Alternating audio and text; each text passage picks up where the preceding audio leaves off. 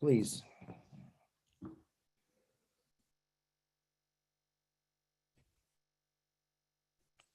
Hey, welcome to Oblast.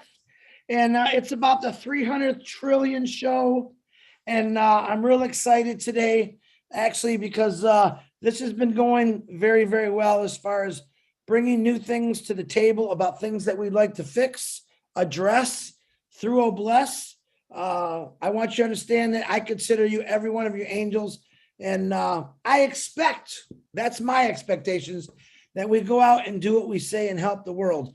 Can we fix everything? I believe we can. I believe we can if we all stick together. I don't think there's one thing that could be on. I mean, there's so many things that are broken out there. We got a lot of work to do. I have two special guests on here tonight. And like I was just telling you, this is about child trafficking and more. I want you to listen with an open mind. I'm not completely sure how he's going to say it or what he's gone through. I want the truth, like I always ask for. So there could be some things that might disturb you. If there are, you don't have to listen to it. But I think it's very important that people hear this, because believe it or not, it's part of everyone in this world, because you never know where you live. No matter where you live, it's happening. In Michigan, it is happening. Out of Detroit, in every state, it's happening. We have some very big, rich, wealthy people that do a lot of bad things. It's happening. I want it to be heard, and I want it to be I want to be able to help this with Oblast. So on that note, I am going to introduce Corinne Gherkin. Are you there? Can you unmute yourself, Corinne? Yes, I can. Okay. Hi, Chris. Hi, everyone. I'm going to hand this over to you. You could start and hand it over. If he needs to be co-host or if he wants to share a screen, just let me know and we can do that in 5 seconds. Okay, fine. Thank you. Thank you. The floor is yours. Thanks. First, I want to express that I'm so happy that Oblast is here, because I met Zazan, I think 10 years ago, and I have always been looking for a way to help his cause. Numerous posts on Facebook, and he's tried to, but trying to get people to stand behind this. So many times people just say, I don't want to know this. I don't want to know what's going on. I don't want to hear the sad things about it. And they just shut down. Some of Zazan's stories that I've read, his rescues, are very, very sad, emotional, but also the fact that they've rescued over almost close to 3,000 girls now, and they keep them. They don't give them back to the families, because a lot of times it's the families that put the children into these positions. They can't afford them. They're girls. They're not worth anything. And young girls, as young as 3 years old, get put into these brothels. It's terrible.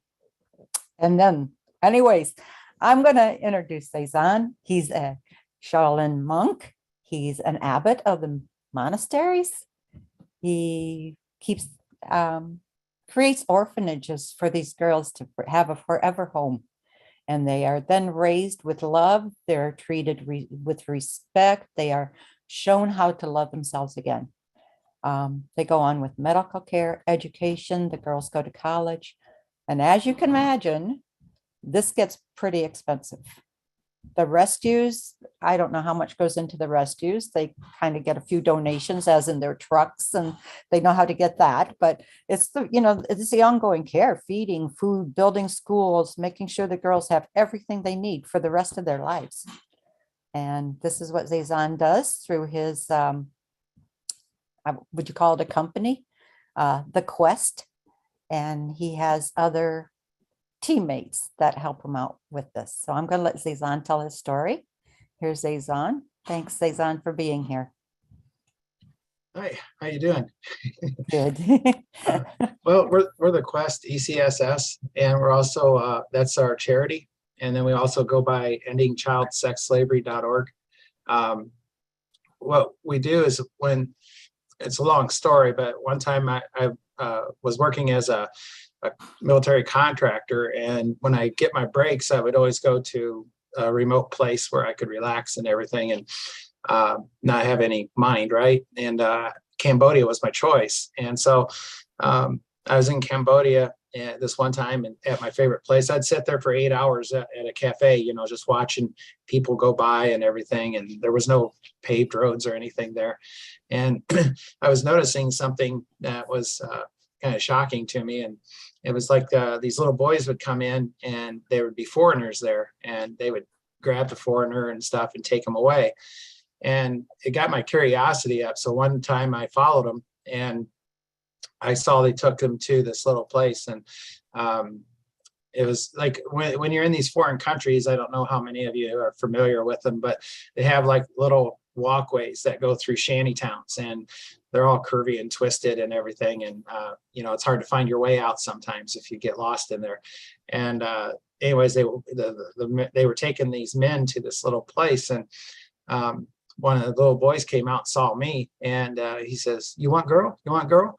And what I did was I went in to see what it was about, and they just had like a lineup of kindergarten kids. And, they were trying to talk me into having one of the kids. And I was really sick to my stomach at what I was discovering. I couldn't believe that something like this was actually going on. So I went back to my hotel and everything, and I really couldn't sleep all night. And in the morning, I went back out, took my place by the road, and I was drinking my coffee. And I saw this priest across the street, and I was still kind of out of it.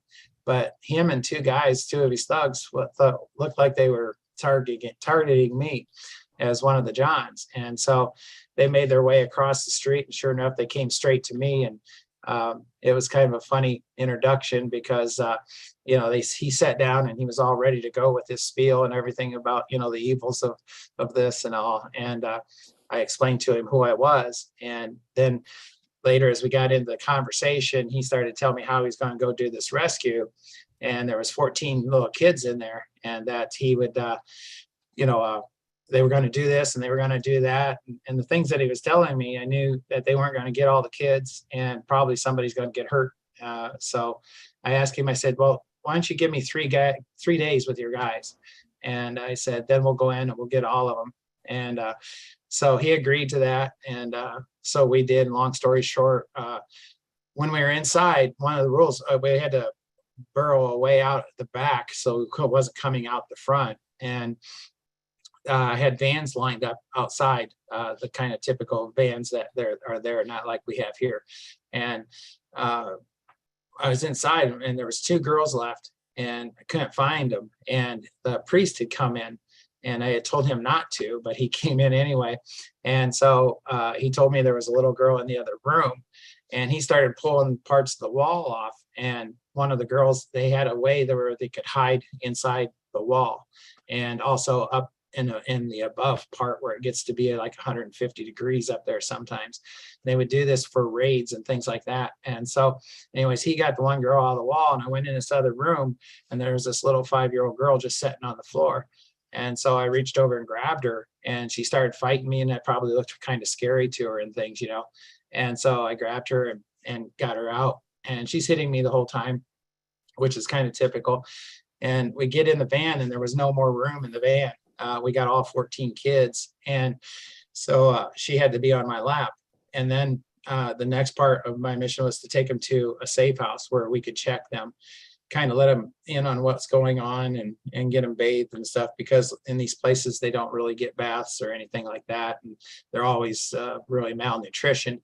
And so anyway, we were driving along, and it was a long ride. And about partway through, I had taken off most of my gear and stuff, and I didn't want to look at her because I didn't want to scare her again. And I would let the nuns and stuff that were with us take care of that, And so then I was looking out the window, and I just had this feeling, when somebody's staring at you. And so I was telling myself, I'm not going to look. I'm not going to look. And then I looked, and our eyes met, and that was the end of it for me. That just the purity of what was happening about with this little girl and all, and I knew there was no hope for them. And I know these other charities and stuff, and they don't really work for many reasons, and it's because they follow rules, and we don't follow only one rule, and that's human law. And so I started right then. I knew that this was what I was going to do for the rest of my life, and so far it has been. And uh, we're the best in the world at what we do. Yet, we can't really get any attention. When I was in California, I got so many people that would come to me to talk to me because I was in this famous place and everything, and they knew I'd be there. And they would cry and everything else. And, back then I used to tell them the full truth. And I realized later, you don't want to tell people the full truth because unless they ask for it, because it's so horrific what we find, kids stacked in cages and things like that, how they're hosed off and, how they get sick. They trade them to another brothel. If they can't trade them, they send them to this hospital where they have an organized thing where they, sell their organs to the Chinese. And so we've interdicted on all these fronts. And majority of the places that we go, either the police are involved, government officials, or gangs. The primary gangs that come after us is the Triad and the Ukrainians. And I get attempts on my life here in the States about, once a month at least. But I've got some protection, some friends in the area. So, what's going on, like a lot of people will ask me, they say, if there was a God, then why would he allow this to happen? And my response is, why the hell do you think you're here? But people aren't that awake. And when I tell people a lot of it, they shy away and they're concerned, but they don't want to hear it.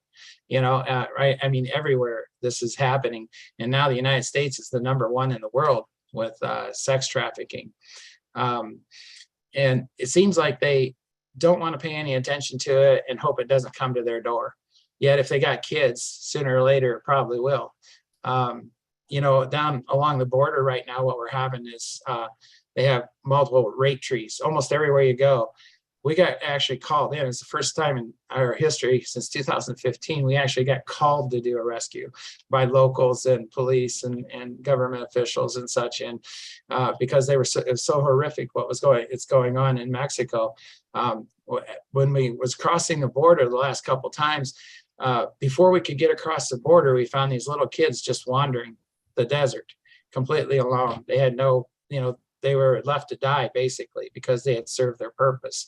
And so we would grab them up. And this last time we grabbed, I think it was 4 or 5 of them. And we took them to the Border Patrol. And the Border Patrol looked at us while they had like 200 people lined up that they were processing at the border. And they looked at us and they said, what do you want us to do with them? And, so like they took them and everything, but they said, don't do this again or we'll have you arrested. And I mean, that's what it's come to. But these rape trees is where they bring the kids across and they rape the kids and the women. I think the last average was around 66% of the women and children that come across are abused. And they'll take their clothes and they'll throw them up in the tree. And then you can find just bodies all over in that area, those areas. And there's nothing to stop it right now. So anyways, that's what we do. And we mainly work overseas in Asia because we can actually make a difference there and kind of make up our own rules. And we don't do what the 90% of charities do or 95% of charities do, where they do the rescue and then they leave them with somebody. And, eventually they'll run out of funding or something and they go back and leave the kids to fend for themselves. So what we do is I have about 200 other people from the military, ex-military contractors and such that volunteer with us. There's nobody that's paid. And what they do is we provide 24-hour-a-day security at each of the locations that we've vented, which that's another impossible task almost to find legitimate charities. And when you read the things to find out about legitimate charities, it's kind of funny because they'll say things that make it a illegitimate charity or orphanage, and in reality, it's legit. It's just they don't understand the culture, and that's where we've become so successful. We have lost 5 people in this process, but we've never had to fire our weapons on anybody. So until that day comes, that's the rule. But we're not going to allow ourselves to be killed either. But since 2015, we haven't had to come to that. The worst thing that's happened is that we've had to bury ourselves because we were being surrounded. They were coming for us. And we buried ourselves and waited, and we could hear them walking really close to us. And we thought that would be the day, but they left us. They didn't see us. So we got away with that one. But as far as the states go, it's actually illegal. A lot of people don't know it for a private citizen to go and do a rescue. I did do a rescue. I can't really talk about the ones that I work with here, but there are organizations here and people that I can work with to rescue a kid that needs to be saved. I did an experiment in California, Arizona, and here in Florida, and where I asked street cops about their trafficking department. And really, nobody really knew anything, especially like here. And they said, well, you know, we got a trafficking department, but you'll need to go down to the main station. So I went down there and they said, oh, the sheriff's department takes care of that for us. So I went to the sheriff's department. The sheriff's department said, oh, well, that's at our main building. And I says, well, where is that? I want to go there. They says, well, you can't go there. And then here's the number. Well, the number was wrong. And so I find the right number eventually. And I get transferred like 6 or 7 times until it goes to the narcotics department. And then nobody answers. So I leave a message, and I've left 18 messages and never had one returned. So basically what it comes down to is there has to be over 20 kids involved. You have to have the names of most of the players. And if you do, then you turn it over to the FBI, and then the FBI puts it on the list. So it's basically legal to do that here. One of the things that makes us successful, as I understand, like especially overseas, is about culture and saving face. So that's what makes us successful. You need to understand these things. And the people that are out there doing this now that are popular and everything in the field have no clue. And like there was one in particular, it's funny to watch his videos when they go work with the government and then they go and rescue kids. And then you'll see in previous videos, the same girls being rescued again. I mean, so, and that's one of the things that's big about how we conduct things. The girls can't leave or nothing unless it's under a certain circumstances. They're never left to fend for themselves. They never close, that sort of thing. We're always there, and I know where every one of our kids are. So, any questions? How many orphanages do you have now that you support? I know you've Well, spread the girls out because not one person could take care of all or one orphanage. So Yeah, I have to be careful about either naming them or their locations, but we have approximately 33 locations that we have to use. And 2 of our team has gotten their own land, and they rented like, I think it's like 60 some acres over 25 years. So it's a 25-year lease, and they build it with security. The way we want to create charities in the future, if we ever get funded, where there's a 3-step security system. Also inside, they've created ponds for fish, and they have gardens and all these different things. So the kids all have jobs to do, and they're so proud to do them. Also, we require them to learn English, or learn learn all the major, like math and vocabulary and everything that they are needed for to have an education. And then we started to have some of them graduate, old enough to graduate, and we made sure that each of them had skill sets. And those skill sets, we helped fund their business adventure, basically. And each one of them has become extremely successful. The thing is what's known over there, if you have a girl that goes to an orphanage that was a sex slave, she's known as that for the rest of her life. And when she goes back out into the public, she's looked down on. In order to save face, so to speak, in order to correct that, they have to make 3 times the average wage, which is usually around $150 a month. And so we see to it that they make at least that or exceed that amount of money. So they're all going to be respected. So. what about the medical? How did you get medical care for them? That has to be expensive for an ongoing.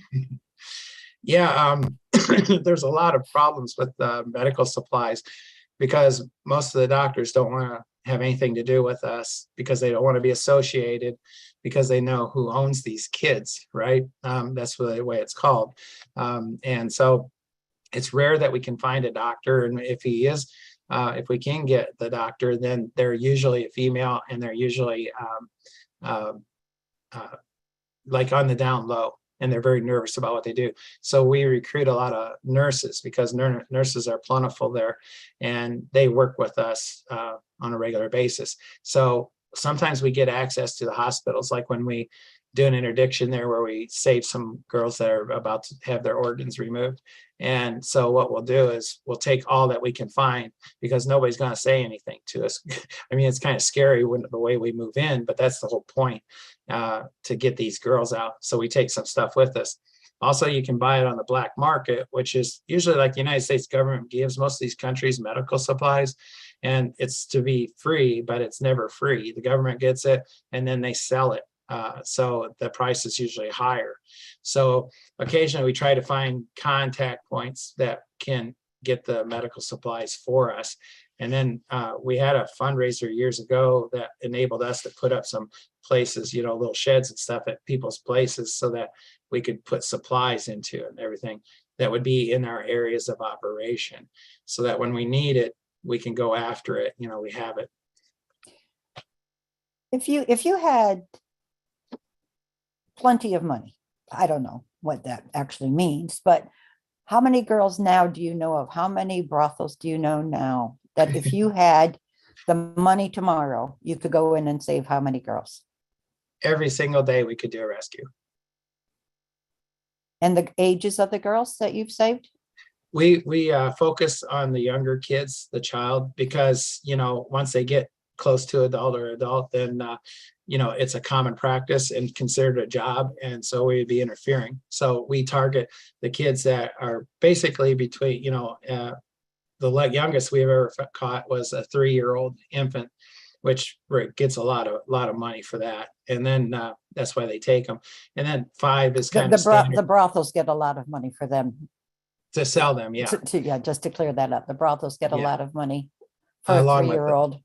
And especially the really young girls are virgin, so they hold those for foreigners and that sort of thing. And then there's the Muslims have a tendency, the nasty ones, to buy these kids and then kill them. The younger ones, they'll do a ceremony with them and then kill them. But as far as the cost, I mean, you're looking at $20. It's probably up to about 25 now with all the raise in prices, everything across the world.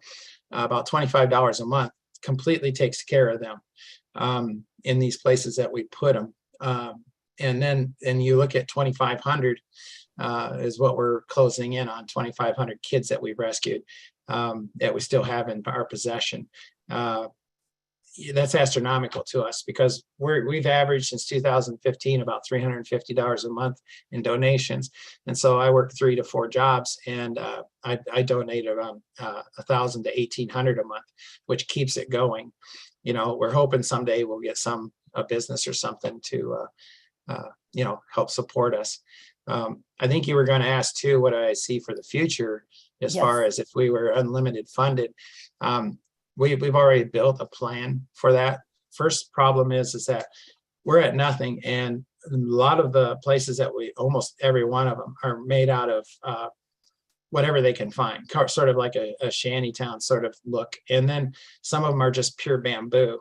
And so, we've started to establish different things in there that when my team is pulling security in these, they'll bring in things or they'll buy things for the kids like blocks and stuff so that they can build actual legitimate bathrooms. And we've also started to build housing and we use the block, because that's going to last a lot longer.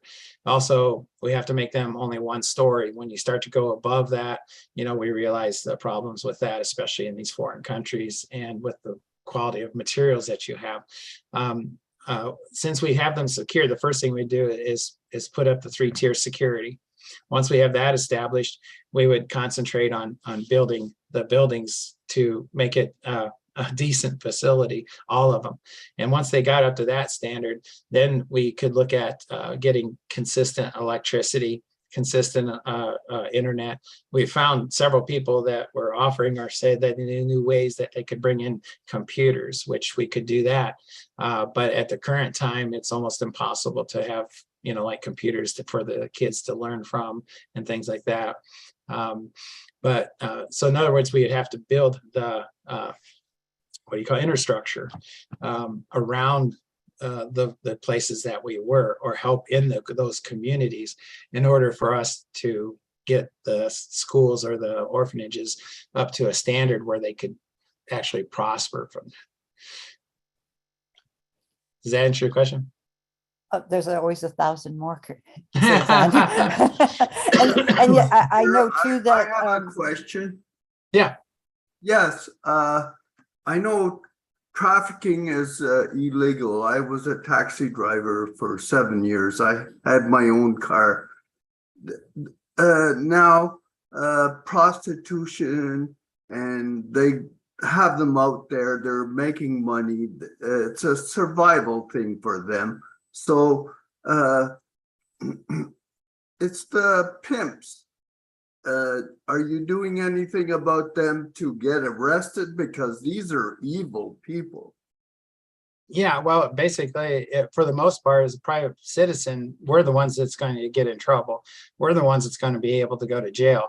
Also, you're looking at conflict with them. You're also interfering with police officers because you don't know which ones the police officers are watching or not. Then you're looking at a situation that's not necessarily trafficking. And that's one of the things that I have a problem with when they talk about trafficking, because when they say trafficking, they include everything in that. And what usually happens is it's usually a pimp and a prostitute who gets mad at the pimp and then calls it trafficking. Then these charities that you find around, which is, I can't even work with them anymore because they have no clue of what it is that they're actually doing. And they're just enabling when they take these girls in, and they feel sorry for them, and they're trying with a good heart, right? But they lack the knowledge of what is actually taking place. And so they'll give to them and give to them and give to them, and then they're right back out on the street. Now, I'm not talking about all of them, because there's a section or segment in the United States of girls who are being run by prostitutes, or even boys that are being run by prostitutes of the younger age, who have gotten into it, which can be taken care of, right? We could have interdiction and things. But again, there you go along the lines where we always seem to run into problems when we first started this with the police. I mean, they don't want us there, and they'll find a reason to take us out of the picture. And so you're limited when you don't have, and nobody has your back, and you become the enemy to them. So there's, it's so simple, and they haven't figured out how to do it yet, the authorities and these charities. But, if any of them were ever willing to listen, they could be educated on how it can work, because we do that. There are, they have, like, this one sheriff called me out on it one time when I told him that all these like 60 kids an hour are being pulled through LAX, right? And how they were doing it. I told him where they would be coming from, how they would get through customs, and then how they would get back out and what they would leave in. And then what would take place once they left, and how that worked. And he called me out on it. He says, prove it. I says, okay. So I took him down. It's like the next weekend, I took him down to LAX airport. I sat there and I called it out. It was like I was a psychic or something to him because I was pointing out which ones were being trafficked, who their leaders were, who the guy was, who the girl was that was working with them, and what would happen to them as they came through customs. And everything I told him came true. And we counted like 147 in within and over an hour. And, because I timed it when I know that they come in. And he was blown away. And I said, so how we fix this? He goes, we can't. He goes, they haven't done anything illegal. He goes, it's all speculation, and they would have to have something. And then we move to the next part of what takes place on this type of trafficking in the United States. Is what they do is they get these young girls as modeling agencies and stuff. And I can actually show you YouTube videos or the person that's following how these girls get jobs and stuff in States and Japan and stuff. And then they get to a point where they actually tell them that they have to traffic themselves. And the interviewer had no freaking clue that that's what they was talking about. And, but anyways, what they, huh? Dan, can I interrupt you for a second, please? Sure. Just for 1 second. Marty, I'm gonna shut this recording off. I don't want this streamed for right now. Just for a second. Can you shut that down or do I have to? No one did nothing wrong. I just want to make a point. Can you shut You. that off? You. What do I hit? See the three buttons, the three buttons at the bottom? Yeah. Stop Click live on it. stream.